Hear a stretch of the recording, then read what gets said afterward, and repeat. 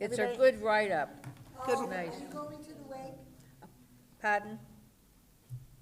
I'm going to start the meeting, okay? Good morning, everybody. It's now 11:30. I don't even know the date. Today is Tuesday, March 12th. It's 11:30. Thank you for coming to the meeting. And we will get started with the Pledge of Allegiance. I pledge allegiance to the flag of the United States of America and to the republic for which it stands, one nation, under God, indivisible, with liberty and justice for all. I knew you were going to do that. I knew it. All right. Well, it's been a couple of months since we've all been here. It's nice to see everybody. The sun's out, which is amazing. It is on. Can you hear me? Yeah, we're good. I think we're good. Well, hopefully we're good. A couple of announcements. This meeting's being recorded by The Local Scene. You may or may not have realized that The Local Scene is the new brand for PAC TV. Anyone intending to make an audio or video recording of this meeting should notify the chair at this time. Okay. There is an open position, a continuous open position at the Old Colony Elder Services Board of Directors. There are several volunteer opportunities at the Council on Aging, including but not limited to Meals on Wheels volunteers, volunteer help at the cafe, volunteers needed with computer skills. This might not be accurate anymore, senior tax write-off volunteer opportunities. I don't know if that's still available or not. I'll be speaking about that later on. Okay, thank you. If you are interested in any of these or would like to volunteer in general, please reach out to the director of the COA. As a reminder, the AARP Tax Aid Team will be operating at the COA on Mondays and Tuesdays through April 9th. If you'd like an appointment, you'll need to call AARP directly at 781-689-0406. This information is also printed in the newsletter. And as a reminder that if you ever want to reach anyone at the advisory board, our email address is coa-ab@kingstonma.gov. All right. We're going to move on to our minute meetings, minutes, minute meetings, yeah. Apparently, I need more coffee. All right, so we have minutes from December 15th, which was a special meeting that we had. I don't know if there was any questions. I actually have one very minor notation, which is actually in your copies. Yep. When I read back through it, I simply made the note that when I was speaking, my words were asked for a motion to uphold or overturn. That was the only, it wasn't simply uphold, but that was the only thing I saw. Are there any other comments about those minutes? No. I don't think we need to postpone, in my opinion, the approval of these minutes. If you could simply add that notation, Joan, I think we could take a motion, if anyone wants to make a motion to approve. I'll make a motion to approve the December 15th Secretary's report. Okay, I second. all in favor? Aye. Okay. Thank you. We'll move on to January. January 9th was our regular meeting. I don't think I didn't have any comments or requested changes for that one. If there are none from anyone else, I can call for a motion. I'll make a motion to accept the minutes for January 9th, Thank you, Maureen. 2024. All in favor? Aye. All right, very good. Okay. Is anyone here today for open forum? Go ahead.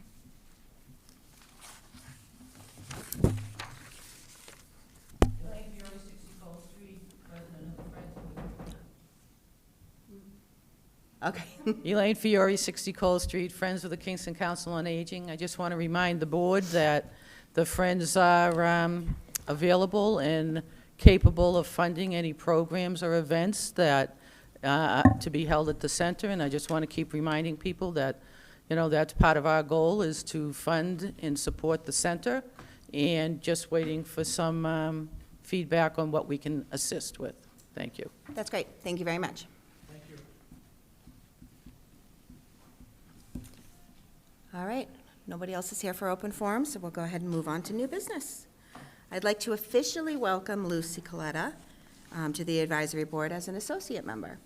And what that means for anybody that's listening is an associate member can still partake in conversations and learning, of course, and interacting with our board, but it's a non-voting position. And, you know, our hope or our thought process through this is at some point in time, if a position were to open, it's possible that the associate member may move up, but that's not the only avenue to becoming a board member. So thank you for joining and being willing to be here and with our crazy little group. Welcome, Lucy. Oh, yes, and when you do want to speak, just make sure, please, you hit your button. Okay. We have funding request next. Do we want to postpone that? Just put it a little further down? We can put, that's in my director's report. All right, we'll do it then, okay. Discussion on the code of conduct. So, I actually forgot to bring, and I apologize about this, I totally just forgot about it, spaced out about it. Madam Chairwoman, it's in my director's report. You want to, And there's a copy of the code of conduct that's All right. included in there as well. we can do that too. Or we can actually, well, since it's a separate budget item, we may be worth, bear with me.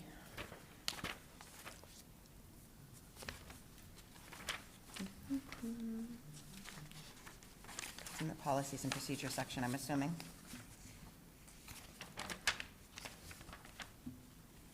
Renters code of conduct.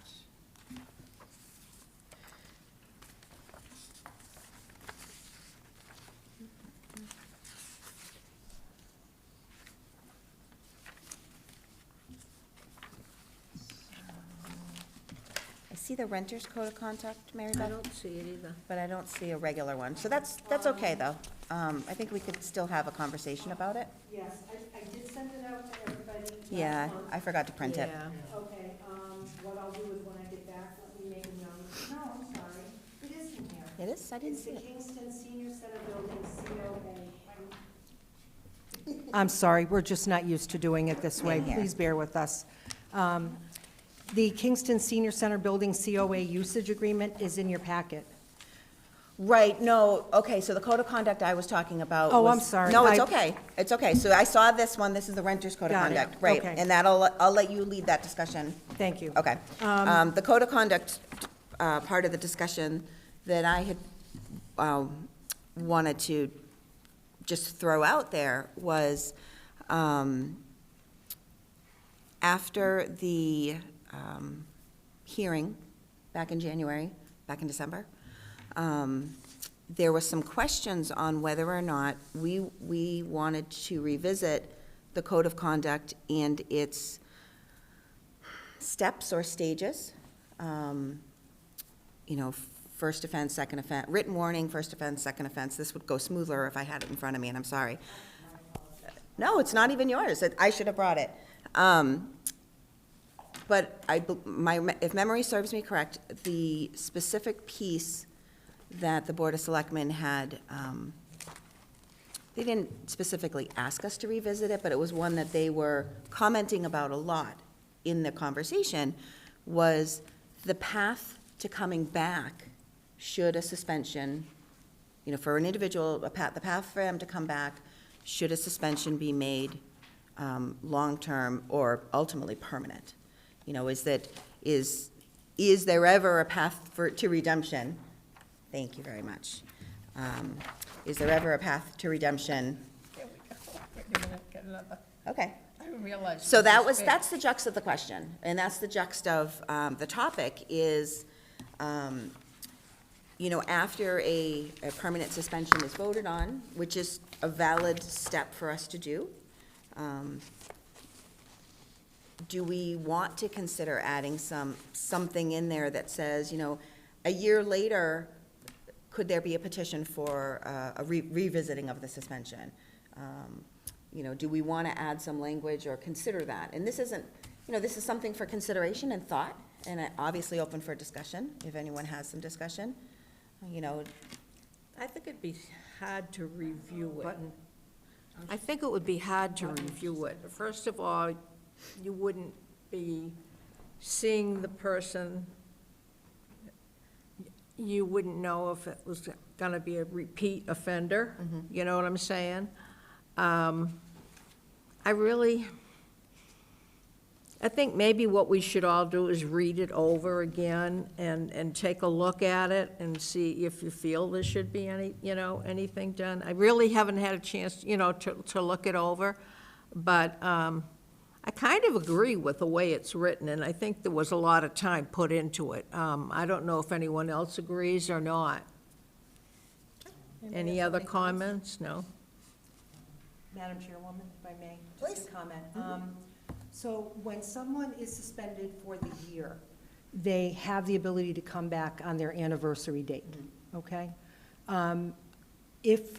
Are you suggesting that perhaps we give them the ability to come back sooner than that year and petition the board after, say, 6 months? Is that one of your considerations? I don't think it was necessarily, so the year had come up during that conversation as a middle ground, I suppose. So no, I don't think my intention is to come back at 6 months and not live out the year and come back at 6 months. I think it was more, I think their questioning, the sense I got, was more under the permanent. You know, and if a year in or 2 years into that permanent suspension, is there anything that person could potentially do to try to find a path back forward, back in? Okay. I think that's the sense that I got from that meeting, was permanent is permanent, we understand, but does it have to be? Is there is appeal the right word? Maybe, is there an appeal process to the permanent, you know, longer term later? I think it depends on the offense. You know, how severe it was and why they were suspended, either for, you know, a year or whatever period.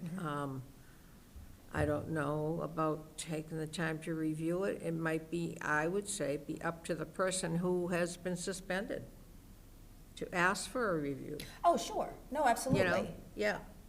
I agree with that. I don't Yeah, think we would yeah. automatically do it, but I could see that there might be somebody that says, you know, I'm a year into this, and Yeah. wow, I miss it, I'm sorry. I'm sorrier than I was before, maybe. I don't know. There's all kinds of different, You know, I ways, think- paths it could take. So it was really just, is it something we want to consider or not? That's all.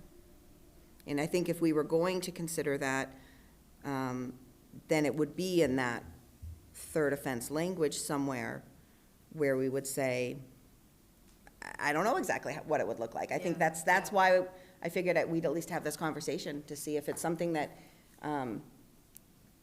the board even wants to consider.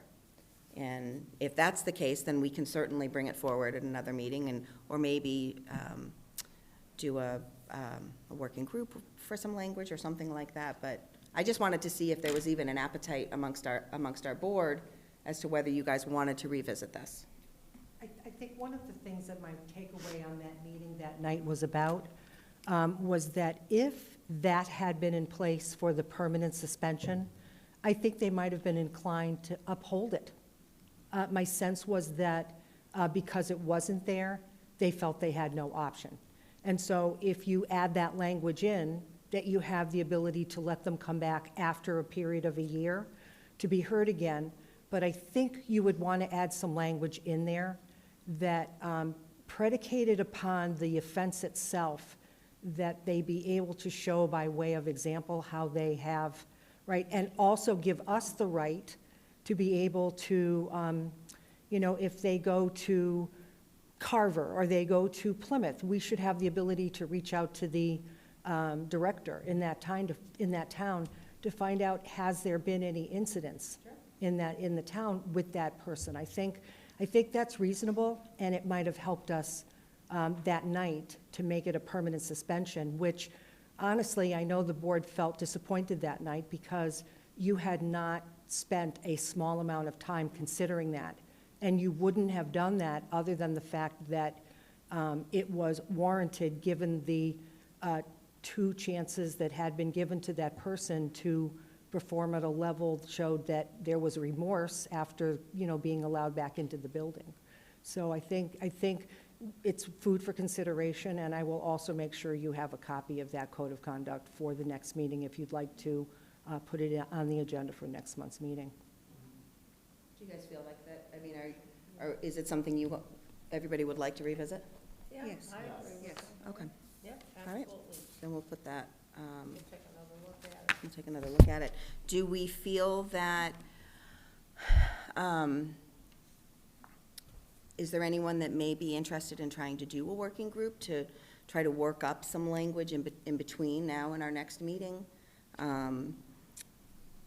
Similar to when we were doing the bylaws and all that stuff, bring something forward for us to review versus us trying to do kind of what we're doing now and, hey, what about this, and what about this, and what about this?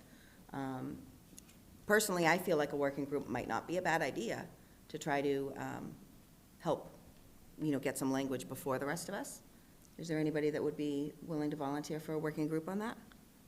Madam Chairwoman, if I Yep. may do this, let me do a first pass and then put it out to the working Oh, group. sure, that would actually be fine. Yeah. Okay, and that way you can take it and rather than inventing the wheel from That's the fine. beginning. I'll That works put that perfectly together. fine. Okay. Okay, so we're gonna make that go to April with Mary Beth's language, okay. All right, moving on. I lost track of who did it, did we have members today at the senior center for the question and answer session for our, was there nobody there today?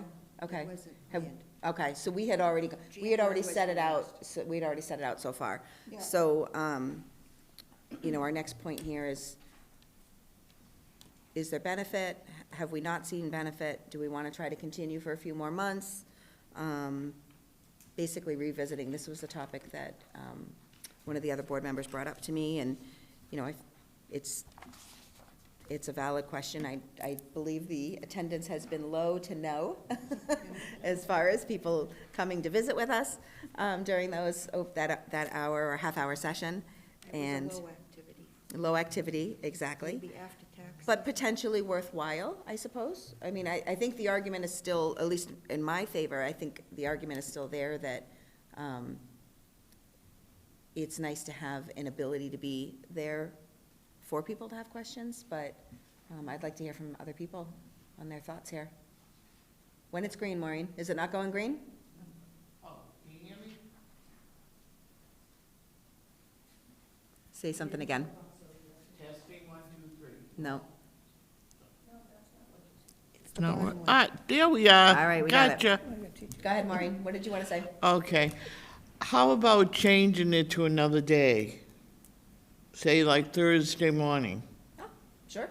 I mean, you know, and because trying to get there in the morning before our meeting, it's kind of tough. I'm speaking for myself. I'm not a morning person, so. Problem I have with that, doing it on Thursday But morning, Thursday, there's a lot of people, you know, there, The but, parking is bad. yeah. In order just to But- come to lunch, you have to be there by 10 o'clock, 10:15 in order to get a parking place. So if we were gonna have it, we would have to be there early, really, earlier than we are for here.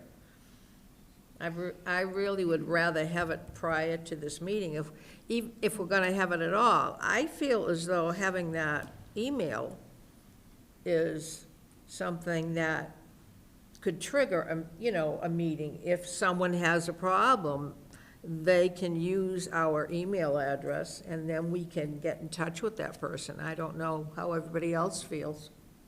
That sounds better, too. Anybody else have comments? I think we should give the email a chance. Well, and that's been out there for months, though. That Yeah. has continuously been out there as well. We're doing both, you know. I think the thought process behind having an in-person is with the intent of, if there's people that are more challenged with email, or more challenged with using that mode of communication, having an opportunity for when they're in the building. Now, it's an interesting point, Maureen, because Thursday is, of course, more active. There's more people coming. I mean, I think it could be explored that that could be a day, and maybe we don't have to come too early, but maybe come at 10. Maybe our office hours are from 10 to 10:30. And it's food for thought. Does anybody else have any thoughts or comments about it? Well, I'm happy with the Tuesday, half hour before our meeting, Okay. in addition to whatever. And I think we need to wait till after tax season Maybe it would be better then. before this gets back moving again. Okay. Okay. The seniors need time to be aware of this. Could be put in the newsletter too Yeah. again. Okay. Any other thoughts? You're shaking your head. What are you shaking your head for? I don't want it to do it before the meeting. I would rather have it another day. Kathy, do you have any thoughts? No, I have no thoughts. I did do the first one, no one came. They know that we're there if they need us. Okay. Give them another shot, like after tax season, because then those rooms will be more freed up. So let's wait till then and probably revisit it next meeting and see if we've made a decision to continue. I don't know. I think if we were gonna continue, so, this is March, we've got one more month. Bear with me while I look at our calendar. So, AARP goes through the 9th, is it? So that would be, actually, the same day as our meeting. So, yeah, it would have to, be postponed through May then. So we could pick it back up in May, on May 14th.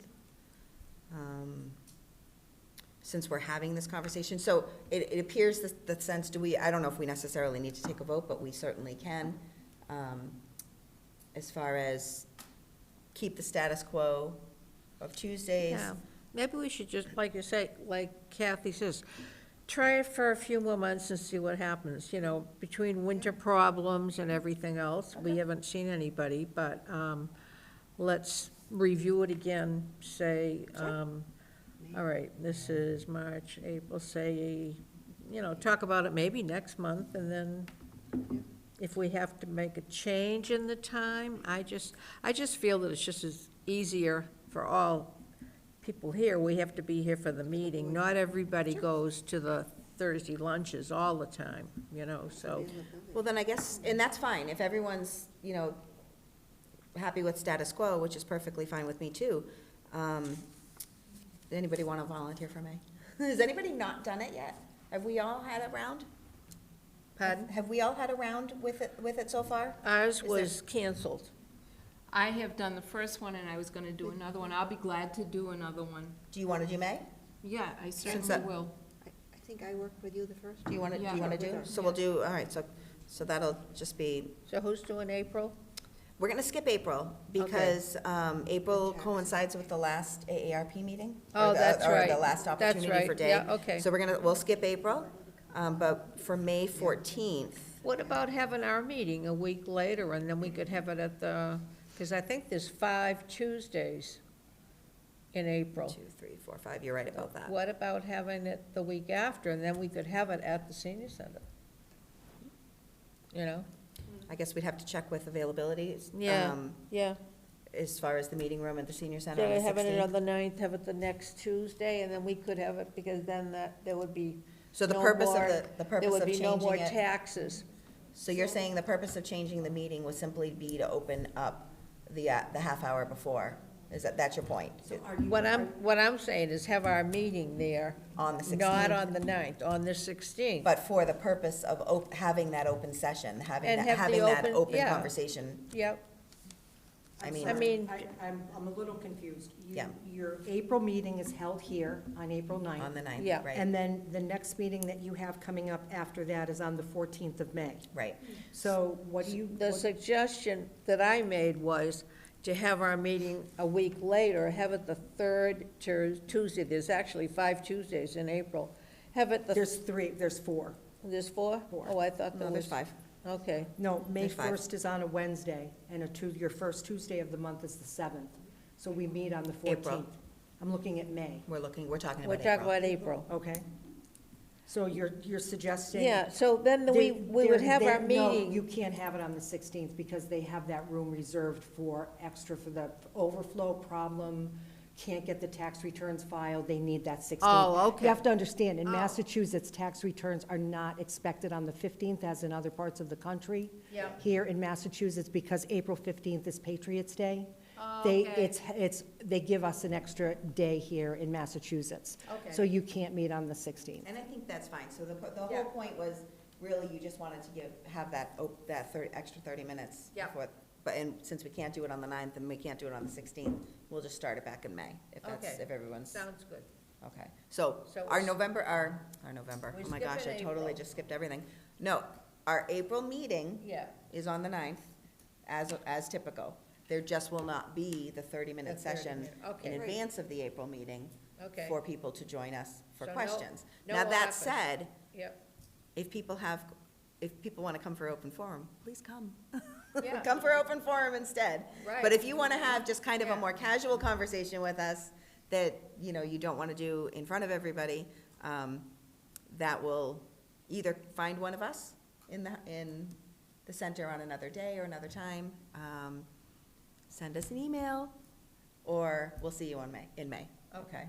But again, our April meeting is not canceled. All right. Excuse me. Yes. As Maureen mentioned, I mean, we could always try an additional Sure. Thursday slot to see how that worked out. That's To not a bad feel idea. the- I'm not, To yeah, test the waters, in addition to that, in addition to that. to see if anything gets off the ground Mm-hmm. and then discuss it later. If I may, there are no rooms available on Thursday On mornings. Thursday morning. You would have to be having those meetings in the dining room. The Okay. library wouldn't be available either, you don't think? The library's always available, but it is, loud. it's loud, the TV's on, Sure. it's just not that kind of a place. Sure. You know what I'm saying? Okay. Yeah, I think there's the table to the back, the rectangular table. Yeah. You can sit there and meet people there. I think that's just as easy away from the round tables if you wanted to. Do you guys want to The have any nurse more will be in there conversation about Thursdays. adding Thursdays at this point, or wait until May and see Yeah, how it I think goes? so. Is the nurse there every Thursday? The nurse is there every Thursday right now. We lost one of our nurses and they're trying to replace him, but for the moment, she's been coming in every single Thursday. Yeah. And in addition to that, we also have another group that pops in to use the room at the same time that the nurse is in there as well, so it gets a little crowded back there. All right. In summary, our April 9th meeting is exactly the same. There's no changes to our April 9th meeting. Our May 14th meeting will be the same, however, 30 minutes prior to our May 14th meeting, Kathy and Donna will be available to meet with if you'd like to have casual conversations about anything that's on your mind. Hopefully that's clear as mud. Okay. We are cafe updates. Yes. Do you want to do those now, or is that part, actually, pretty much everything left on the agenda? Well, with one other topic, almost everything is going to be led by you anyway. Yes. Yes. Yes. I'll talk about it then. Okay, well, then I'm going to skip, so I'm going to skip 5 and 6. Because Okay. those are both, well, actually, I'm not going to skip 6, excuse me. 6 isn't an update, it's more of a brainstorming session. So 6 is covered porch improvement. We've touched on this a couple of different times throughout the months. Mary Beth has tried very, very hard to try to get us some funding to do something really, make a nice enhancement, bigger enhancement. But somebody, a member of the board had asked, is there something we should brainstorm for smaller cost, enhancements? Are there ideas that anyone has on the board that, hey, it would be nice if we could, whatever. One thing that's poked around in my mind is, we've talked a lot about the flooring in there, and the fact that the flooring is brick, and, some challenges with the brick. Have we ever talked about putting down, any area rugs down there? I know the edges of those area rugs could potentially be tripping hazards, but would a large area rug, whether a weather specific one for, indoor, outdoor, would something like that help with any of those issues? So those are the kinds of things, when I'm talking about brainstorming, those are the kinds of ideas that have popped in and out of my brain, and I wonder if this would help with something out there. So this is on here because someone asked me to put it on here, so it's open for conversation as far as, does anyone have any ideas for low-cost improvements that you would like to see out there? I think some of the problem is, in the winter months, it's cold, Oh, sure. You get into the spring, you get some nice days. The way it's now, the screening does not cover all the area, so the mosquitoes, actually get in there even. And then it gets so warm and hot in the summer that people don't want to be out there because they want to be inside where the air conditioning is. That's the problem. So if it was me, if it was like my home, or something, I would do something different. I would have panels in there that you had screening that you could open up in the nice weather, but have it closed in for the winter months. And I know we've explored that. At some Yeah, point in time. it's a lot of money, Right. It was over $100,000. Exactly. And right Yeah. now, Yeah.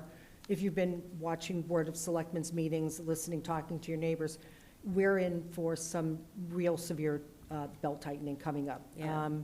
We know that at the end of this year, what we have in the budget, you just better make it work till the end of June, and next year, it's belt tightening time. And so the capital planning list has been scrutinized, and we're still in the middle, we're still finishing up with Finance Committee, department head meetings to go through each one of the budgets. With respect to that room, the concerns are twofold. One, the brick is itself so uneven that I don't even think a thick rug would be able to do it.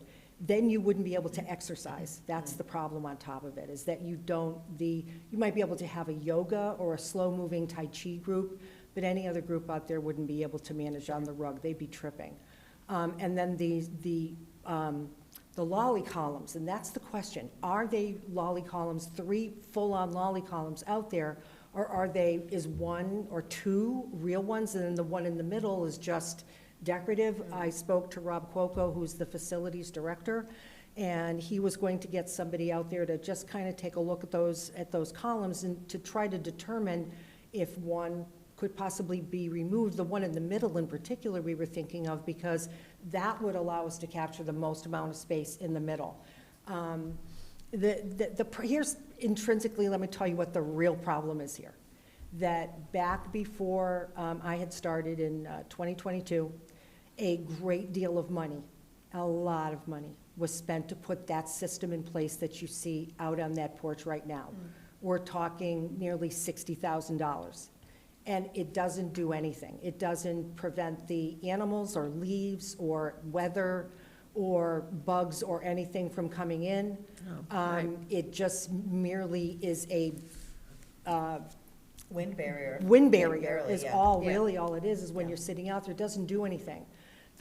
What I had attempted to try to get done was to make it a true greenhouse that would allow us to put in a Mitsubishi type of unit in there Yep. for heating and air conditioning. Yeah. And you can't do that now because those panels are just plastic. And as you mentioned, there's a gap at the bottom of Yeah. that brick What where they- everything flows in. They need a square. Yes, What's wrong is they've got a round post, and then they have trim around the bottom.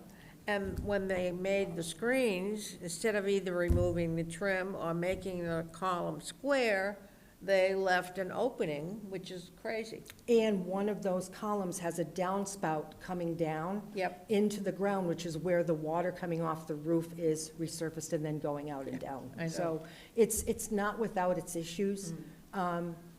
I think your thoughts about this are, I mean, great. Yeah. But we really need to bring in facilities at this point because they're in charge of the buildings and try to ascertain, is this piece of the building worth spending the money and the time to try to Sure. get this done, right? And let's have that first discussion and then see if there's a way that Yeah. we could do something or anything with that to try to make it a workable room. It's narrow and it's long, so it's not an easy space to try to work with. I feel like the floor is probably,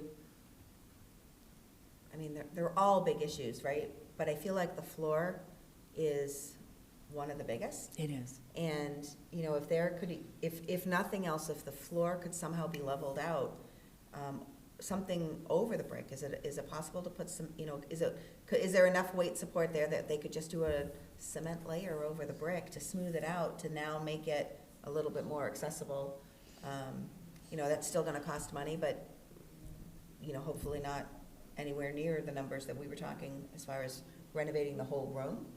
But, you know, are there pieces that could be explored to try to make that, you know, because sometimes there's people out, especially in April or May through September, I would say there's plenty of people, I know lots of people that, I can't sit with them, but I know lots of people that would prefer to be out there in the 80 degrees versus being in the, you know, anywhere inside the building. So it could be a building, you know, a section of the building that could be used if we Make could, it a three-seasonal room. well, right, Like you do in your house. you know, right. We And, did use it, when they first put it in, we did have coffee out there from Yeah. time to time. People would bring the coffee out, and they would bring out like some carafes, so you didn't have to, you know, and like I say, but unfortunately, the weather the past few years in this part of the country has changed.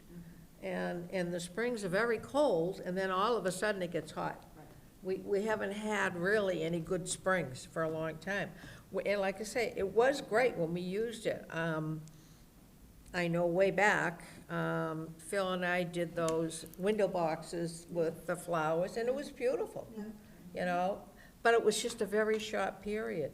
And I think as far as the floor goes, it almost would be better to remove the bricks because of the material of the bricks. It's not good for this type of weather, New England weather, because it gets hot, it gets cold, and if there's any kind of moisture in there, they're just gonna deteriorate eventually. So your idea of a cement floor would be the best idea.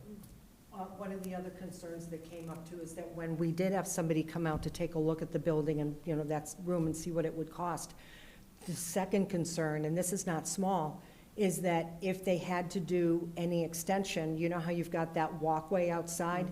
They're gonna have to possibly take that walkway away because the footings have to come down for that wall, because it's think about what a sunroom is. You have a half wall, like a knee wall, and then this is where the windows with the curving go up, and then you have a regular roof coming down at a pitch Yeah. to meet that and everything. So at that time, they were going to have to extend it out into that walkway. So that even hadn't been part of the consideration of the $100,000. They were trying to make it work on the actual footprint that was there. This was the area, the space, I know why they put it in. They were trying to find a little space outside for people to sit and have a cup of coffee or Yeah, do yeah. whatever. But it's just turned into this, you know, It's probably the best thing would be for storage. that is not funny, but it's the Right, perfect idea. yeah. Can I be honest with Put you? it in a wall We're and use it for limited. storage. I mean, you're right, there's not enough place to Right. store things, Right. so that might be the better thing to do. Well, I'd be interested to see if we could look at, you know, just flooring options, if nothing else, just flooring options, Sure. because it could be similar to you know, I mean, obviously, even if the flooring option, if the flooring is bad enough that's preventing people from going out there and wanting to have coffee in, you know, in the middle of May, well, if that could, even if it's just used still as a casual room for people to meet and have their coffee or have their conversation or sit out there and read their book, if we can at least enhance that space just a little bit and take any of the barriers away, you know, we're not gonna be able to screen it in, we're not gonna be able to, you know, we know we can't do the big stuff. Right. But if we can make it more accessible on the floor, I think the Well, then who reason knows? for making that floor flat is for putting classes out there. Right. We've never had a problem with anybody going out there just just to have a walking, cup of okay. coffee and walking. There's never been an issue. Clearly, it is brick, and remember, the building is built on a slab. And so what we've seen in the last year or so is that we've had water that's been coming up through the floor. And what's been happening is that that slab has had certain cracks in it where the water just creeps up. The issue becomes one where that property, our property, sits on wetland. It's the reason why we couldn't get the bocce court approved, okay? So anything that we do with that room, the minute you go to take anything down, you have to have a conversation, perhaps not a hearing, but you have to have that conversation with the Conservation Board. So just keep that in mind, too. all right. Discussion about food distribution. This was brought to my attention and asked to be on the agenda as well. This was, I think, somebody clarify for me who wanted it on. This was about, is it the Thursdays? When is this happening? And what is happening? If someone could tell me what the problem is exactly, and give everybody the benefit of a background, and then we can have the conversation. Who wants to do that? Well, I guess I may as well introduce myself as the food police. We have a member of the council that brings in sweets and breads from the markets. It's on the tables on Thursdays, and once in a while we'll get another delivery on a Friday. We have other stuff coming from different sources of food, especially fresh vegetables and what have you. I think what the problem is, we have people that really are excited about it, and they tend to take more than they really should. Because we have people that come in later in the day that are looking for stuff, and the stuff is gone. Maybe they're taking it to friends, I don't know that, but Can you give me a refresher course? Because it's not the first time this conversation's come up since I've been here. There was a time that tickets or something Right, were there was a called, right? time- A number system. yeah. What happens now? Well, there are no tickets at this point in time. Okay. And again, it would help us, if we had the tickets back, we could know how many people are coming in, because sometimes people just come in, pick up what they need and leave. They never punch into the cafe or the free bakery items, so that we don't have a real true count on how many people are coming in and out. For that function For that, specifically? yeah, they just come in, pick up bread, pick up a sweet, whatever they may need or want. I think that the tickets were great because everybody was able to pick up at least one sweet and all the bread you wanted. And at the end, when it was all over and done with, whatever is left, you can go and help yourself.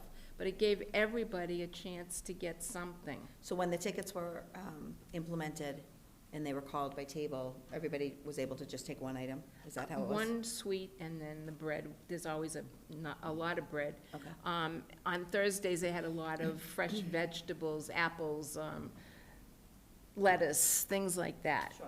And, I remember in the summer, there's a lot of. yeah, right. The county, the jail brings a lot of Right, vegetables and things too, right? right. So, I Yeah. mean, that too, you know, kind of. Food bank. Yeah, the food bank. Mhm. So we were just thinking that maybe it would help us with the numbers of people coming in, if they would come in, punch in, give them a ticket, and we'll call, you know, during a certain hourly, just before bingo probably. So at the end of the lunch? Yeah, the end of the lunch, beginning of bingo, whatever. I mean, that's, we can discuss that further. But Does just. anybody remember, sorry Kathy. were you That's done? okay, no, that's fine. Okay. Does anybody remember why it went the way that it did? Why did the tickets go away? Does Because it anybody was remember the Because of COVID. COVID. Oh, If I may, that? Okay, so it just because it changed became a then. cafe. Everything Right, stopped. it just changed. That's one of the reasons. Our feeling was, the downside to the tickets was that different tables were pulled at different times, and so the people that would go up at the front, there's only X number of pieces of suites that are out there. So if your table was called at the beginning, you got a suite, but if your table was called at the end, you didn't get a suite. Honestly, I don't have a problem with people coming in during the day to get it. It's proven itself to be an amazing program. People know that it's there. It's a great extra benefit. We don't have the manpower to handle the ticket issue in any case anymore. But I think that, I'll be honest with you, I think this woman deserves a medal for what she did. Because I've done it, because the person that goes to pick that food up has done it, because our employees have done it. And if you want to call us the food police, I'll wear that badge proudly. Because the problem is, it's not just everybody doing it, and Lucy as well. It's not everybody doing this. It's the same people over and over doing this, and that have been told over and over not to do this, that will not listen, that do not care. So I'm not going to punish the ones that are behaving themselves and doing it right, because a handful, yet again, decide that the rules don't apply to them. So what we do is we have a loose policy that when the food gets distributed in the morning, a few of us kind of hang around in that room.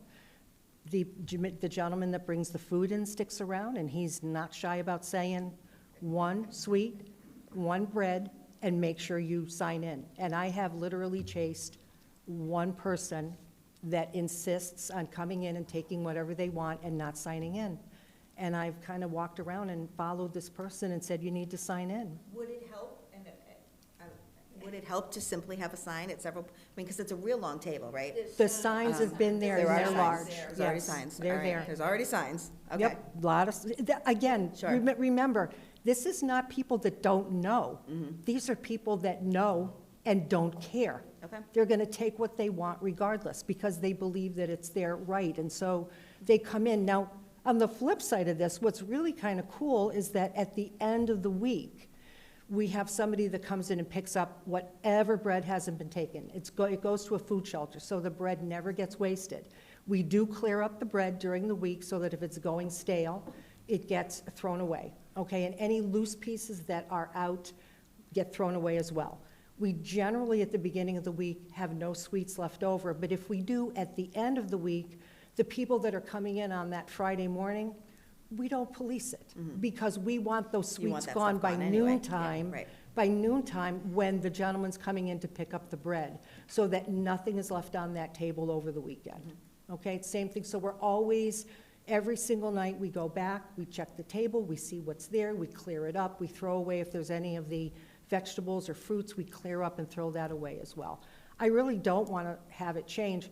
I want the people that are out there, hopefully listening to this and hearing what we have to say, and let them understand we're watching. And I think they should know that, because perhaps they will police themselves, and we won't have to do that after all. Can I say Please, something? go ahead. Last Thursday, I was approached by a few seniors who were quite concerned the fact that they claimed our board was policing the bakery table. And I understand we're trying to protect and make sure everybody has a chance to get food during the week, but it didn't go over well last week. So there was kind of an issue with them. They were kind of stirred up about it, and they did approach me. Lucy, did you have a comment for everybody? It's always the same people, and that's what's sad.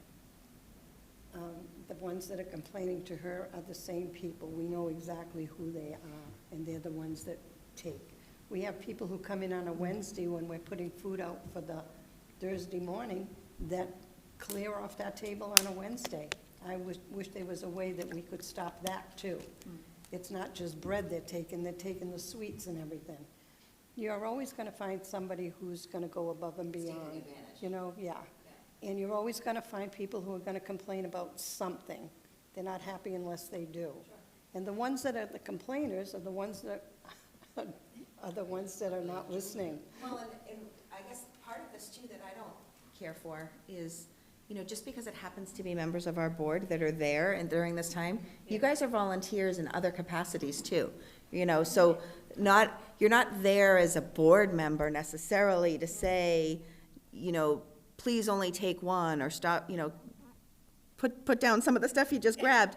I mean, you're there as a member of the center, you're working in, you know, in a volunteer capacity just in general. So I personally would like to see, or I, you know, wish that people would stop pointing fingers at the board so much as just, you know, there's other people there, and we may, short of me, everyone else here knows the rules a little bit better.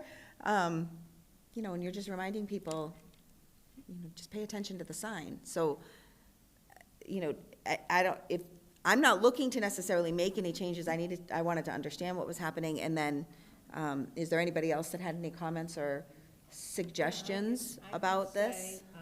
I know last week, there was one person who 3 times went out to her car, filled a bag, took it out to the car, went back in, did that, and then she didn't even stay for lunch. She just left with all the food. I don't know what she does with it all, but it happens all the time, and it's like you say, you want to say something, and then you get a lot of negative talk, not from just the person that took the food, but from their friends that watch them take the food. Right. You know, and to me, it's a wonderful program. I mean, I know myself, I save $3 or $4 on a loaf of bread. Sure. You know, and I sometimes get nice something sweet, you know, that I don't really need, but it's like, but when you think about it, if you get bread once or twice a week, and so, I mean, you're saving $10, you know? If I may, so I have a solution to that problem on Wednesday. We'll keep it in the kitchen, and we won't put it out until Thursday morning. So that way, because people are getting hip to the fact that that stuff is coming from the shelter, and they're coming out there and grabbing and grabbing and grabbing. And they're also coming on Thursday. Right. So you have people on Wednesday that are there playing cards. Once they see the stuff on the table, they go out there and get it. But they're also there on Thursday, and sometimes, I don't know. No, we'll take, that's easily remedied. I mean, I'll talk to the person that picks up the food on Wednesday, and we'll make sure that it doesn't go out until Thursday morning, and it gets put out. And I want to point something else out. They're not there, that board is not there as volunteers. You want to know why the board shows up that day? Ladies, you're having lunch. Oh, sure. Just like everybody else. Yeah. And so the problem is that there's been some muttering that's been going on about the fact that they happen to sit at the same table. Well, friends sit They're together allowed to at have the lunch, same right. table. They're Yeah. allowed to have lunch. You Right. see the same group sitting at the same table week after week. That's the same thing with our board. It's not to be taken one way or another. Sure. No, I understand that. Yeah, I guess that's the extension of what the point is that I was trying to make too. Yeah. You know, so what I'm hearing is this entire thing is really supposed to be on the honor system with some guidelines, and people are taking advantage of the old-fashioned honor system. So I would ask that you stop taking advantage of the honor system as best you can, please. And if there is an extenuating need, bring it to somebody's attention. You know, ask Holly, ask Mary Beth. I happen to have my family coming on Friday night, and I can't afford a cake. Is it possible I could take a cake or something? I mean, we're not saying you can't, we're just, you know, try to follow the rules so that everyone gets to benefit from the rules, and everyone gets to benefit from the food. And then if you have an extra need, just talk to somebody quietly about why you know, what your need is, and everybody will try to accommodate. So keep in mind, too, that there are people that we're not aware of, that the general public is not aware of, and when they see our staff going up to the table to take things, we're not taking them for ourselves.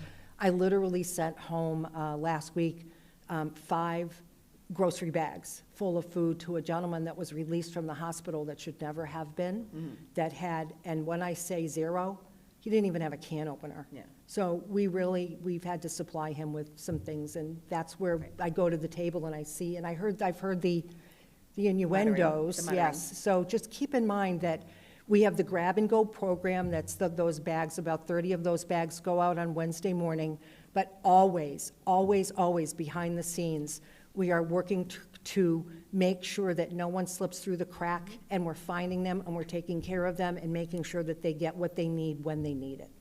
Okay? Okay. Thank you. Anybody have anything else on that comment, that topic? All right. I'm going to turn this over to Mary Beth with the couple of things on our agenda, our topics under your purview, and then obviously you've got your others too. Thank you.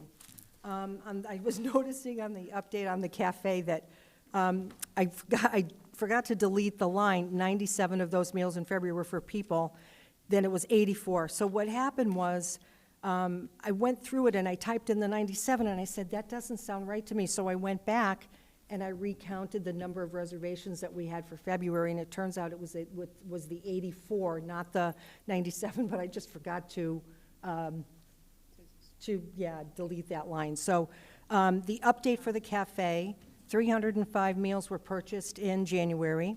Unfortunately, I don't know how this happened, but when people make the reservations, the sheets are kept at the front desk, then they go down to the station where people are taking the money and putting the tickets into the kitchen. I don't know why, but those January tickets, those January sheets got lost. I suspect they got thrown out. So I went tracking down the February ones that fortunately happen to have still been in the folder with Mary up at the front desk, and that's how you got the 84 of the meals served in February were for the 11:30 reservation group, okay? And then there were 301 meals that were purchased in February. We did lose one Tuesday due to that snowstorm in February.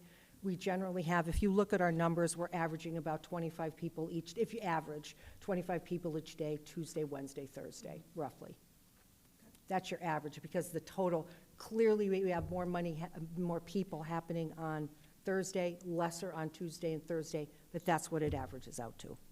Is the 84 an average number? So the 84 meals served on, So, oh, I'm sorry, that's 84 total? total, for the whole month. Okay. What's an So interesting. also roughly 20-ish 20 per Thursday? Yes, and it's been, and some people were asking me about that number, and what's really, I want to make sure people understand this, because this is really important to know. We take those reservations that people want that lunch. They're saying, I'm coming in. It's 11:30. I want my lunch 11:30. If you want your lunch at 11:30, sign up, make sure we're going to get it to 11:30. However, you come in at 11:20 and you want the same meal that people are getting at 11:30, the ticket gets put into the kitchen, you're not part of the 11:30 crowd, but you can buy all day long the same meal that those people at 11:30. So what's ended up happening is that some of those 11:30, hey, I'm coming in 11:30 people, have drifted to different times. So it's not, we're still seeing strong numbers for Thursday, but it's just not those same numbers that we were seeing for Thursdays in the past. Do we have, or maybe for next month, you could tell us, so if they're drifting to other day parts, but still potentially ordering the special meal? I have I no guess- way of differentiating unless they make a reservation. In other words, there are different people Oh, so we're not signing up. keeping track of what type of meal people are ordering, just the total meals? So Right, we- so I couldn't tell you who fell off of the reservation list at 11:30 that's coming in at 11 o'clock to buy it rather than the 11:30. Sure. But is there a way that, are we calculating how many special meals total are being sold? No, I've never calculated Okay, that. no, that's fine. So Do you want that's that not- number for next month? I don't even know if it's important, it was just, It's just- it was it's just, yeah, we it popped just into my looked head at- as you were saying, it makes sense that some people are just coming in and drifting to different time frames. And what's funny is that it changes with the week and the season and the special.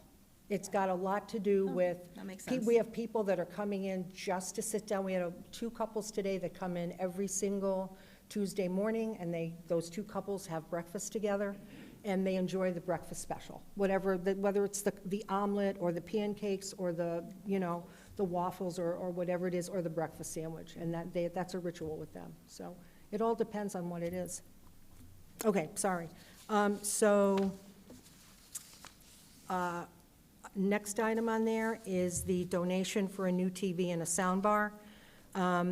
We had somebody that comes into the senior center regularly on Thursday, and she and I just happened to have gotten into a conversation, and the town recently changed to fiber optic, provided by Comcast. Well, what happened was when they got rid of the hardwired Comcast, an email was sent to Comcast to say, please make sure you don't disconnect the TV at these locations. Well, sure as God made little green apples, our TV was disconnected. And when I went back and tracked this down to try to get the system, the service back up, I was told it was going to be easier to get new service because the box that we had was 12 years old. So it wasn't what we needed, and our TV, as it turns out, wasn't a smart TV. It was just an old dumb TV. Sure. So after just having this conversation, just whatever, she says, well, can I help? And I went, oh, just don't worry about it. She goes, no, can I write a check? And I went, are you sure you understand what this is going to cost? And she says, well, you must know, you've been looking. And I said, well, the TV's $258 and the sound bar is another $50. She goes, can I bring the check by tomorrow? So. Wonderful, thank Yeah, you. so we have a brand-new LG TV in the library with a sound bar, and the seniors are really happy about that sound bar. And the cable service is up and And the running. cable service, we have an X1 Xfinity box in there right now. So what's nice is that the library is going to be used for streaming. So, we've got the ability, there's YouTube on there, there's Tubi, there's free TVs on there, there's free VTV, there's all kinds of, we're going to be doing, talking with Holly, we were talking about using the library for the streaming services for small groups to do get-togethers and have conversations, say for like the 15-minute TED Talks that we see that are on YouTube. So we want to make that an area that people use more than just for sitting and watching The Price is Right. So yes. Friends group, I think it was, Holly, was it a month and a half ago, I think, we made a request to the Friends group. What had happened up to this point, as you heard the president of the Friends group say earlier, is that they're waiting for us to come to them with requests for any funding that we might need. What we did was we sent them an email asking them to change the way that this is done. We can't, when we find a program, when we find entertainment, when we have a hole in our programming, when we find something that we want to plug in, we need to know that the money is there right away. That there's a pool of money. That there's a pool of money available. I can't make a commitment to somebody and they can just as easily go away because they've got a schedule. They're here and they're there and they're every other place. So what we had requested for the Friends was that they provide us with the ability to have a $2,000 donation made to the Council on Aging. What our intention was to just take the $2,000 and put it in a gift account solely as for the purpose of doing programming for the senior center to be used in that fiscal year. But I understand that the request was denied at the Friends group. They wanted to continue. I saw the email from the president of the Friends. They want to continue doing it in the same fashion in which they do. On a per Yeah, need that basis. is, that is not something that works for the Council on Aging, so. Do you have a question, Kathy? No, I don't, but. Oh, I'm sorry, I thought you were. If I may clarify that email, please? I don't believe this is the appropriate time to do that. I believe it is, since you told us that your request was denied, it was not denied. Going on to the next item on my list, the My Senior Center update currently is going close to May for having an update, and we're looking at having over 1,800 birth dates that have been reviewed so far in the My Senior Center software. Talking a little bit about the needs assessment, I believe you have that on your agenda, Madam Chairwoman? I do. Okay. Was Keith coming for that? Keith is not in this week. Oh, Okay, he wasn't supposed to be here in any case, but he is not in this week. So what's going to happen is that I had made a request of the Sampson Group Yes. The cost for the needs assessment is $35,000. As you are all aware, this is done by UMass Boston. We had a problem with the compact grant. Keith Hickey came forward and said, contiguous with what I was doing with the Sampson Fund, he would then help us to write an article for town meeting to help us ask the additional $25,000 from free cash. The Sampson Fund, when I went in front of them back a couple of weeks ago, said that they did not feel that the $10,000 request from the Council on Aging was keeping it in line with what they felt was the purpose of the Sampson Fund. And so I notified the town administrator that we had been denied, and that when you had a chance, the COA Advisory Board had a chance to have this discussion amongst yourself today, that he needs you to take a vote to be able to support this going forward at the annual town meeting, so that once that happens, he and I will then get together to write the article for May. The annual town meeting is in May this year, not April. It's only 10,000 for the needs assessment? No, it's 35,000. I was Right, asking okay, so we're 10,000 asking from the Sampson group. Sampson Fund, Right, so so it is a yeah. total, and I did confirm that with UMass, so it is 35,000. Okay. So the annual meeting's in May now. All right, so what's on the table as far as that, which correlates with one of our agenda items, is this needs assessment, which I feel like we've been begging for a year. So Mary Beth has explored as many different funding options as possible, but ultimately we have to go try to get it from the town now. The needs assessment is, this conversation might have even started, Mary, before you even came back on the board. So the Age and Dementia Initiative, which is a big overall initiative, to bring lots of programming and funding and long-term infrastructure into place for the town. Determining all of that starts with an assessment, this needs assessment. It's a questionnaire, essentially. It's a questionnaire that goes out to a sampling of the population. I don't remember the numbers off the top of my head, but Approximately 4,000. yeah, so it's a decent number of the population. What are we assessing? We are not, this What would they- this group, they're assessing, the questionnaire will assess needs that seniors have, or soon to, even soon to be seniors have. What do they see as potential problematic issues coming up for their life while they're here? It's a comprehensive, there's some other meetings that are recorded that I could probably, would do a better job of telling you what this is about, but this, If I may? everything starts with this questionnaire and this assessment. Right. So this has to do with the, It does. It does.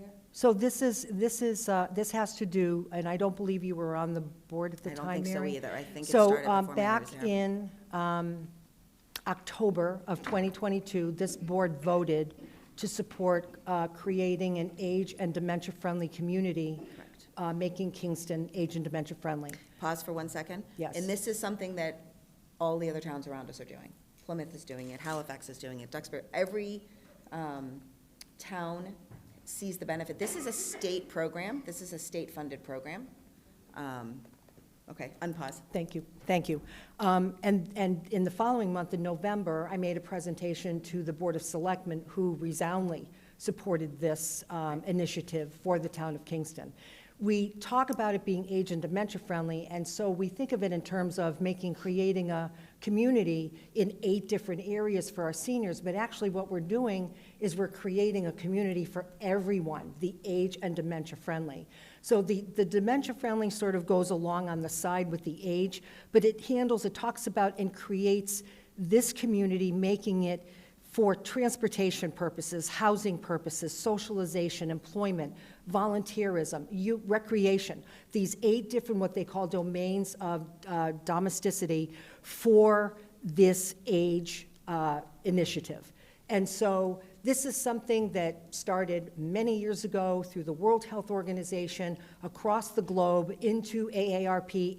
AARP then partnered with the Commonwealth of Massachusetts. Since 2012, the last 10 years, there's been 186 communities out of 351 in Massachusetts, nearly half, over half, that have actually Have opted become, in, so to that speak. have opted in, that are age and/or dementia-friendly, or are working on their initiative to become that. It's This a little, if I may, Yeah. it's a little like the census on steroids, Yes. right? It's, Yes. so, it, And we'd have to come up with the 35,000, or we're asking? Town meeting. we're What- asking the what- town now, so. to And they come did, up with that. they did different- approve it They- last year. So, Out of, this But would then be the out of funds free went cash, elsewhere. Mary. So we have roughly $1 million plus in free cash coming up at the town meeting. This is just, this is. We're asking for a piece of. We're asking for, so, for a good example, so if you went to last year's annual town meeting, the Veterans Memorial Group got up and made a petition. They wanted 100 and something thousand for the memorial to go on the front lawn of the townhouse here. It was voted, it was supported overwhelmingly, people wanted it to happen. The Sampson Group actually said to me that night that they felt that our constituency, the people that would support us, both seniors and parents, understanding we're creating a community for their children to stay and bring their families up in, that the 35,000 would be met, would be received well at the annual town meeting.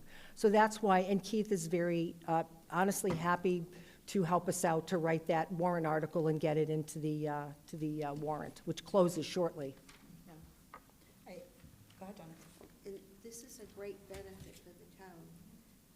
Not just the It's- senior center, or And, not just and the the, senior I mean, the community. seniors and the, because even the surrounding towns have done this program, and it led to their accreditation in the future, which We're a is little a behind the eight ball now, tremendous you know. benefit for the Yeah, town. when this was originally introduced to us in 2022, you know, we were on track to kind of be in line with a lot of the other towns, but it's sounding like some of the other towns have had better luck getting their funding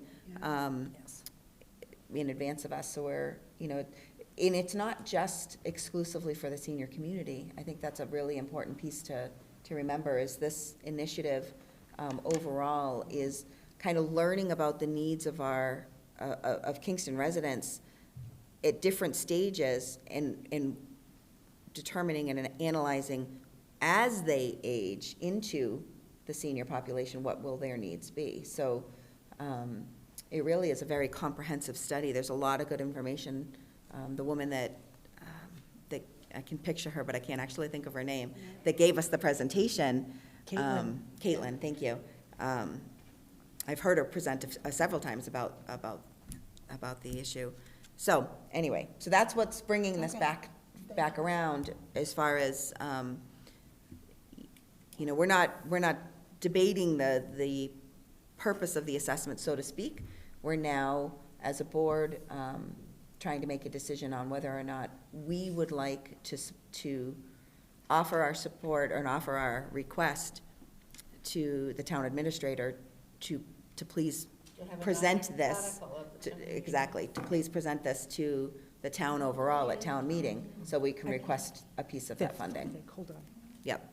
So, any questions before, is it like, anybody need any clarity on what we're asking for? She's looking up the date of the I town believe our meeting. town meeting is May 4th, if I'm not mistaken, Saturday. I know it's early in. Yeah. I don't know if I have it on my Yeah, they calendar. changed it from April. Yeah. I can check it out anyway. I have it on May 4th, yes. Okay. So, I mean, if no one else wants to, I could make a motion to, that for I'll need help with the wording, our board to support or request that Keith, that the town administrator write a warrant to request An funding. article for the warrant, Thank you. in support of. I'm gonna have to go back to the recording for It's this one, okay, but yeah. Right. Yes. I'll second the motion. Okay, so we're asking that the town administrator write a warrant, An write an article. article for the warrant Warrant. to request Funding. funding. For the needs assessment. Specifically, the The need- for- $35,000. Correct, For the yes, needs assessment. Okay. That's the motion. Would anyone like to second that mouthful? I'm going to go with Kathy this time. All right, all in favor? Aye. Okay, thank you. Okay. All right. When we last spoke, before our other meeting had been canceled, you were looking for a senior tax work-off update. So what I did was I included an email that I had sent to Keith Hickey regarding the update on the senior tax work-off program. You'll see in there, these are, the new year began on 11/1. We have these openings, we have these people that are working, and then the positions that are still currently open. What I did was, when I wrote this email, I wanted to double-check to see if there was an opening in a department, were they still looking to fill the position? And only one of the departments, which was facilities, came back and said that, yes, they're still looking to fill one of the senior tax write-off positions. And so. So all the others So that are all on the the others list are said, closed. we're fine, we're absolutely fine. So if you just read through, it'll just give you an idea. Out of the 37 openings, 27 been filled, 73% of the positions filled. They were looking to determine, right now, actually, what's happening is that I've updated the amounts that are being given by the towns that are contiguous to Kingston and sort of a little bit outside of here, because I wanted to get a kind of a larger sample. The town administrator is looking to increase again this year. The overlay amount that's given for senior tax write-off, we went from $750. In July 1st, they voted to make it $1,000, which became effective November 1st.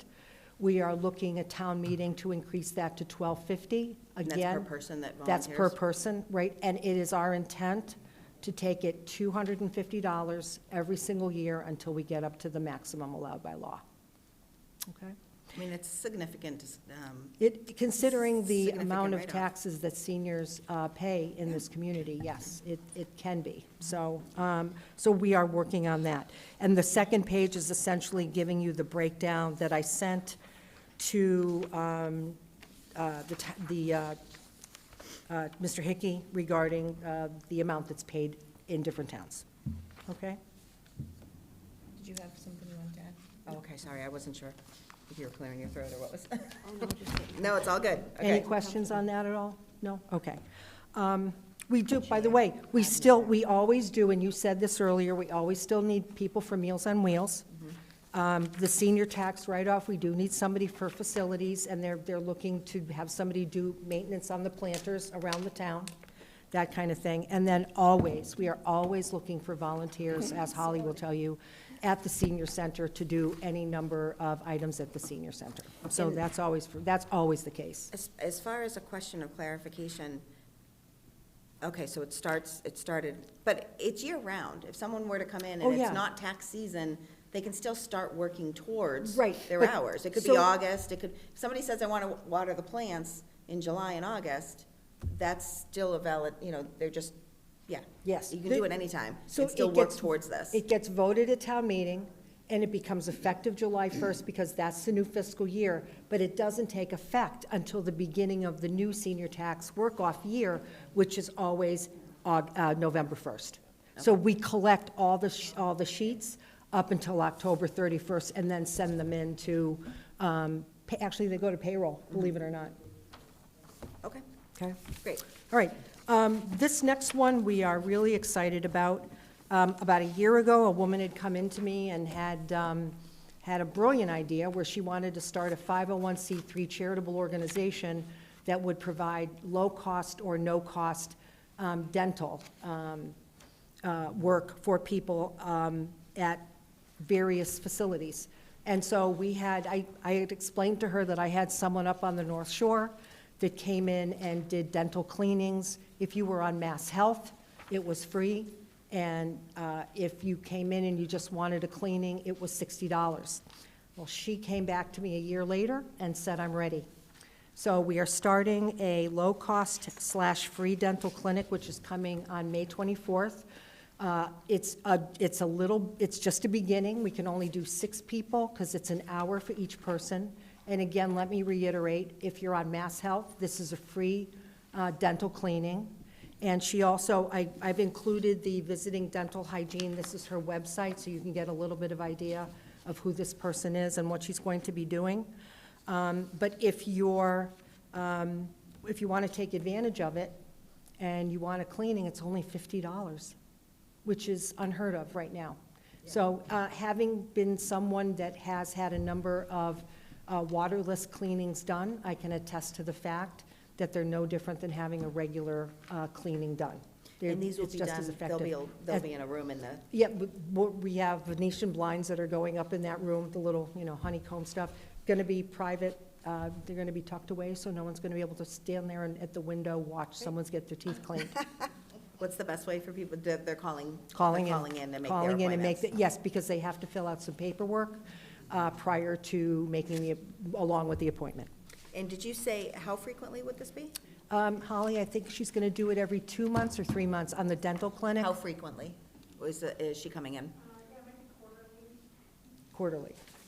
But only 6 people can be seen on the days that Yeah. she comes. So I think she and our conversation was we were going to start it quarterly, and then as her funding increased, she was going to increase her availability to us, so that she was going to add, instead of quarterly, then it was going to be every other month, et cetera, et cetera.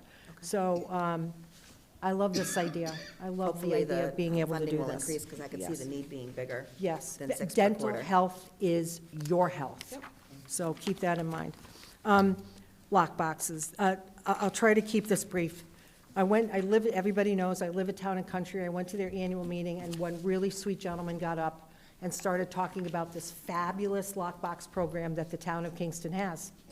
And so I was a little kind of, what is he talking about? Because I know we didn't have a lockbox program. So when I left, I called Adam from the fire department. I said, Adam, can you tell me why he has a lockbox and says we have a lockbox program? He It's goes, a Knox box. he goes, yeah, I had one in my desk and I gave it to him. And I went, that's really sweet, but can't we get this going? He goes, well, will you help me? I went, absolutely. So what we did was we did something that I think was a really good move. 2 things happened at the same time. So Town and Country has an incredibly active triad group. They meet in the community room, they're active. Both the sheriff's representatives and the district attorney's representatives go there every month. But what was odd to me was they were also coming to the senior center. Now, I know both of those individuals don't like doing that. They want to go one town, one visit per month. So our triad sort of broke up. We had one person left, and so what I did was I approached her and had a conversation, because if you recall, last year I asked for and received from the Sampson Fund $2,000 for triad. So they never used that money this entire year. So I said to her 2 things. Would you mind if we brought the Town of Kingston, the COA Kingston Triad Program, and brought it over to Town and Country? They're really engaged and they do a lot over there. She goes, absolutely, I'd love to be part of a more active group. Good, problem 1 solved. 2, would you mind if we use the money, the $2,000, to buy lock boxes? She goes, let's do it. So I then had Adam and I did a little research. He came up with a lockbox on Amazon that's you call it a knock box, I think? Knox box. Knox box? They're I called it knock, I'm sorry. So it's got the same kind of idea. It hangs on your door, it's got a key. The master key is kept by the fire department, and inside is your house key. So say we get a neighbor that calls and your car's in the driveway, but no one has seen you for days, and they're worried. So what they do is they call us, and we call the police department or the fire department, and we send them down. Well, if they see the car in the driveway and they're knocking and you're not answering, let me tell you, they're gonna knock the door down. And so this little key on the door is gonna make the difference between them busting the door down and being able to get in and yelling out, hey, it's the fire, it's the police, are you okay? Right, so Yeah, that's. these aren't the kind of lock boxes that, your granddaughter's coming to visit and she forgot her keys, but you're not home. She's not gonna have access to this box. Right. It's emergency only. it's a master lock carried by police, ambulance, fire. No, it's completely different than a Realtor lockbox. That's my point. Is a Realtor lockbox has either code or it's a code. Combination. It's a code that the homeowner could give out just as easily as the Realtor. So you can buy a Realtor lockbox for public use and install it, but it's code-based. So you can give it out to you could give it out to contractors, you can give it out to anybody you want to, or you could potentially give it out to in an emergency situation. So for me, I was exploring them because I'm often not home, but I do have a senior at home and who wears a monitor. And if that monitor goes off and someone's responding to that, fire is responding to that, they're going to break my door down if I'm not home. Now, whether or not I have, even if I had my Realtor lockbox on there, I'm now giving out publicly over the scanner, I'm giving out publicly my access code. So the fire department pointed me specifically to the Knox box because there is no code to be given out, and it's a much more secure, specifically in an emergency situation, it's a much more secure way for them to enter your home and not break down. I absolutely love this. We're going to be able to initially start with about 100 lock boxes. And I've spoken with the fire chief and Adam, and there are a number of grants that are available under the heading of the fire department that we're going to be going after to seek more lock boxes for our seniors. This is something we want to do. Triad is going to sponsor this. We'd like to give them a little publicity, get a picture taken, have it in Kingston Living, make sure everybody knows that this was a generous donation from the Triad of the Kingston Council on Aging that made the first purchase of these first 100 lock boxes available.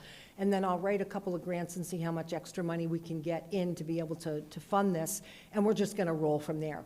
We're not going to stop. We'll take any donations that people would like to make to us to be able to buy more of these lock boxes. And in conjunction with this, there is a program that is at the Sheriff's Department. The acronym has gone the way of the dodo bird, but the way that I remember it is literally, "Are you okay?" What happens is that every single morning, if you're on this program, the correctional facility down there gives you a call at 9 o'clock, call me at 9 o'clock, you don't answer at 9 o'clock, and you don't respond, they're sending somebody down there. They're going to call the police, and the police are going to come down there. Well, we want those boxes on the door so that you're going to be able to have somebody peeking in and taking a look and making sure. So who's, the money's being, the money's being donated to the fire department to purchase the boxes, and then they're going to be distributed then on, The based on Council need? on Aging can take this in, and we can establish a gift account just for the purpose of purchasing these lock boxes. Okay? Right, okay, so that piece, but then who's distributing them is my The point. I'm sorry, the fire department is distributing them, having the conversation, and letting them know what this is. So it's like a wellness call. It is, so, Or any emergency call. I mean, it's not just for wellness purposes, it is for, so are they implementing at any point in time, are they implementing any needs assessment as far as who would need those, so that first 100 don't go to people that could potentially purchase them on their own? we still have to have that conversation. Okay. Yeah, no, That would this be is. my yeah, only well, concern well, is, yeah. So the person from our triad said, what do you mean, people down at Town and Country are going to be able to get the first 100? I went, no. Right. I mean, I see this as a lottery system initially to begin with, and kind of go from that, and then let's take the list and just go down the list and do it that way. That's how I see this, being able to work. Yeah, I can almost know. imagine, they're gonna have to do some sort of sign-up list. Yeah. And then just go down the sign-up list. Yep. And when the first 100 are distributed. Right. there'll be a waiting list. And they're on moving Amazon, forward. so they're, Oh, yeah, you can buy them separately, for sure. easily. They're yes. not inexpensive. Yes, no. But, okay, well, Okay, I like the idea. so, Thank all you. right, so that's on there. Any big questions? So this other thing about the cooking class came up because I had a senior that came in to see us that had seen the Silver Lake Adult Education Programs. And in particular, if you look at this sheet, this is one of the sheets that she brought in from the Silver Lake Education Program, and she wanted to know, was there some kind of a scholarship program that we could pay the difference. If she were to pay X, could we pay the difference? Well, there isn't.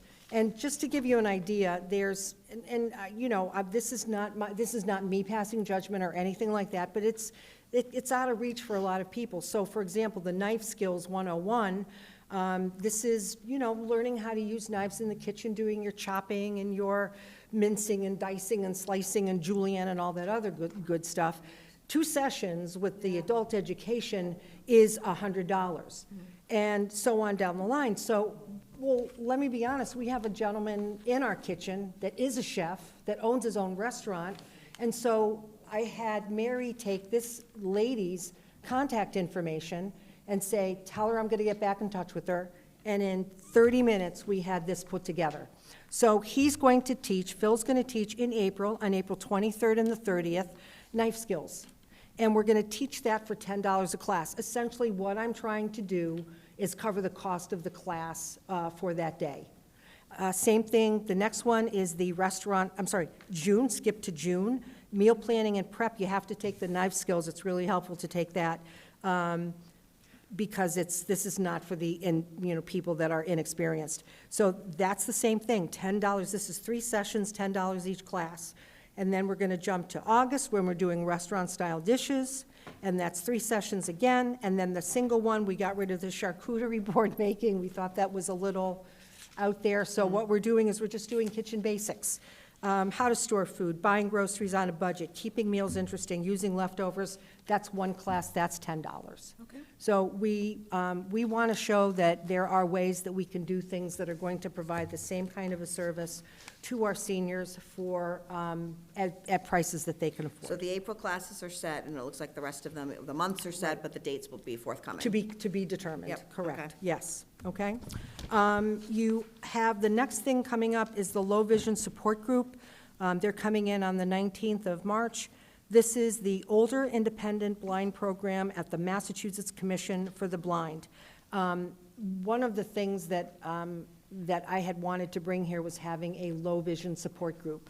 And what happened was the person that runs this group came in to do a presentation for us back in, I want to say it was December, if I'm not mistaken.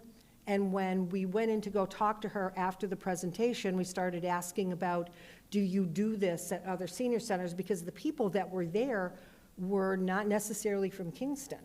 So we saw that there was a need for people that had low vision issues, that was a group that we're not, a program we're not paying for ourselves, that's supported by the Mass Commission for the Blind. That was really important to us. So they're bringing their skill set, they're bringing their speakers, they're bringing their time, and all they ask is that we provide them with the space and say if we're going to do a refreshment or something like that, and perhaps some other things that may or may not be happening. So we're very excited about presenting that low vision support group that's going to be coming up in another week. Frankly speaking, which everybody has been oversubscribed on Fridays, has been extended to November. Our essential oils class is coming in for allergies in April. 2 grannies on the road, you've seen them on TV. They're coming to talk to us also in April. And then we have a gentleman that's coming in on April 19th that's doing a program called What's the Difference, talking about words, and it's a book that he had authored. And in addition, I forgot to include one. If you recall, Elevated Roots had come in on the end of April last year. They have a new director for Elevated Roots, and I reached out and spoke with her yesterday.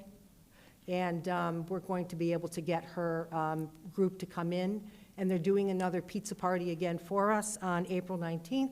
They're going to be doing a presentation of the new grow facility that they're putting together and some of the new products that they have brought into the center. And lots of bling is what I told her to bring. But they're doing the pizza again. April 19th. That's on April 19th, and we're looking at bringing, that'll be for 50 people, and it will be sign up. Okay? Our volunteer recognition luncheon is being held on Friday, April 12th. I believe we've sent out roughly, if I'm not mistaken, Holly, about 50 different invitations, 50, 55, something like that. Can I hold that senior center rental agreement just for a quick second? Based on the timing, Yeah. Well, I was going to say, do you want to possibly? We can hold that off to another month, hold- because hold I it want to to go. April? Yeah, we can. I think it's a more. It's a very enough. important topic, it Yeah. really is. The robocalls through My Senior Center, wow, I just couldn't believe what I was talking. Chris Hamilton is a friend of mine, he started My Senior Center, and I've been around long enough to see this thing grow and thrive. And one of the things that they do that's really exciting to me is we have always wanted to be able to reach out to our seniors in a way that isn't just through our email blasts and our newsletter and our Facebook page and doing it through Kingston Living and in other ways, and our bulletin board at the senior center. What this is that for a $300 cost a year, what we're going to be able to do is be able to reach out to our seniors through robocalls. Now, the reason for the $300 is because we don't want a 617 telephone number showing up, which would be a My Senior Center telephone number. The $300 allows us to have it coming in as Kingston Council on Aging, Kingston Senior Center, so that they're not going to not answer it, because what have we taught them? Don't answer phone calls you don't know. You see Kingston Senior Center coming through, you're going to answer it. So this is unlimited calls, texts, and emails. This is, you have a people in the month of July that have birthdays, we pick those people, we do a robocall, we get the group together singing happy birthday, and let it rip on the robocall, and there you go. We can take care of days that were closed, special events, you name it. This is, to me, that last piece of the puzzle that we've been trying to put into place for reaching out to our seniors. And the key to all of this is the cleanup of the My Senior Center program that's currently going forward. I believe that she is working on June now, if I'm not mistaken, Holly? July. That's how far she's come. So hopefully within another few months, that My Senior Center will have over 2,000 or more names removed, and we'll be able to put this program in place and get it going. This is like similar to the town has it, a robocall, like They- water main break type of thing. We And could so do- now it's specifically senior center, Yes. which is great. Yes, I've been so excited about this one piece that we've always had a problem with, and it's because it's tied to My Senior Center, and we have a wonderful volunteer that is unbelievably skilled in the Excel and in My Senior Center that has spent 3 days, 4 days a week just cleaning up the My Senior Center program and getting just current names in there for the birthdays. So that's really, really important for us. We had a wonderful presentation last Thursday from David Drain, who is the guy that who spearheads the volunteer effort from AARP. And if people here sitting at this table do not file, my seniors, I'm looking at all of you, Kathy. If you haven't filed a federal tax return because you think you don't owe any money, well, guess what? You're leaving money on the table, people. If you don't owe the federal government any money, that's great, but guess what? might get a rebate. Massachusetts is going to give you back money predicated upon the fact that you're either a renter or a homeowner and you pay water bills or sewerage bills, okay? So how much are you getting back? Over $1,000. Thank you very much. Who doesn't want an extra $1,000 on the table, okay?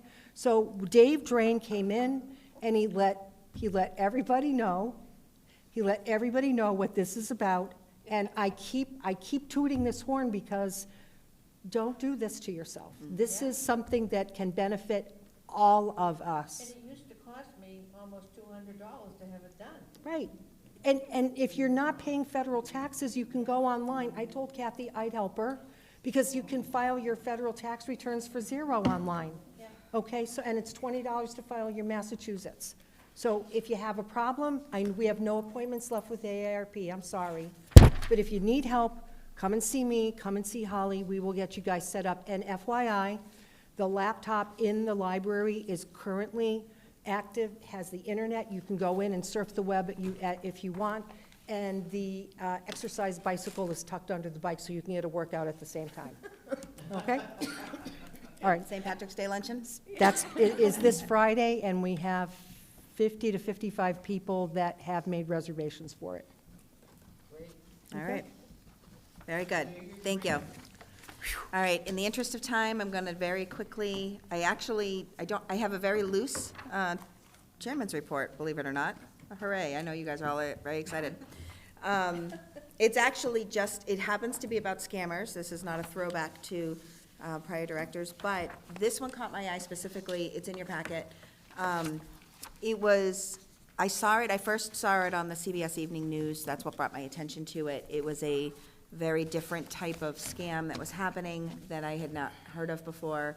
And I thought that it was, very worthwhile. So it's specific to those QR codes. So QR codes are those square, gibberish-looking data codes that oftentimes now, since COVID especially, you might go to a restaurant, and that's the way that they want you to pull up their menus. Or you are going to another venue, and they say, scan our QR code so you can pay for your entry into something. They do it on your TV, too. Correct, right? So the way that places are starting, so the article is all about you can get scammed doing this too. You're not necessarily going to get scammed as easily if it's, coming from the TV or something. But if you are somebody that does do QR codes on a pretty regular basis and you're hip to how they work, sometimes they're being shown as stickers on top of something else. And that could be part of the scam, So if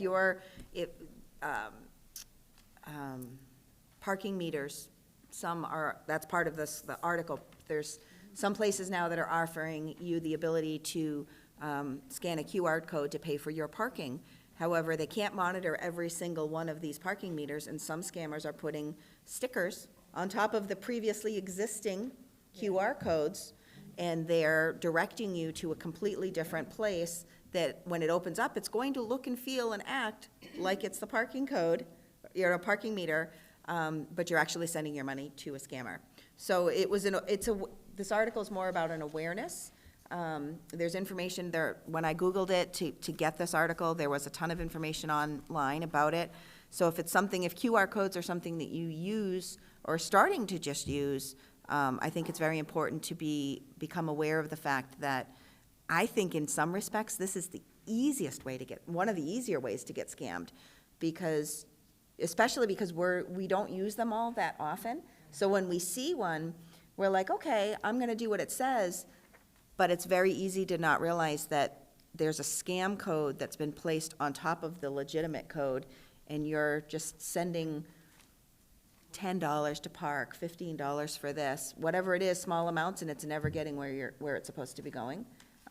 So I just thought it was worthwhile to mention. Okay. In the interest of time,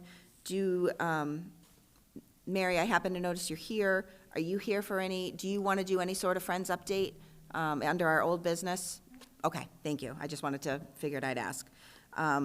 If there's nothing else under old business that I feel is personally important enough to bring forward right now, I think it can carry over, unless anyone has any objections and would like to discuss anything under old business. I just have one thing that's not necessarily under the old business, but I'd like to bring it to your attention. We're currently in the process of putting the April newsletter to bed. One of the things, I don't think people are aware of this, but people do quite a bit they make donations to the Friends. I just want to point out, you can also make donations to the Kingston Council on Aging. We have a gift account, and that's where donations, because we have received donations. So we're just including a little blurb on the front page of the newsletter so that you can be aware that if you would prefer to make a donation to the Council on Aging, we're happy to accept that, and thank you very much. Okay, great. I'm going to move on to Remembered. So unfortunately, we have two members of our greater community that need to be remembered. One is Ralph Frazier, and one is Ann Kelleher. So we'll take a quick moment of silence to remember those two folks.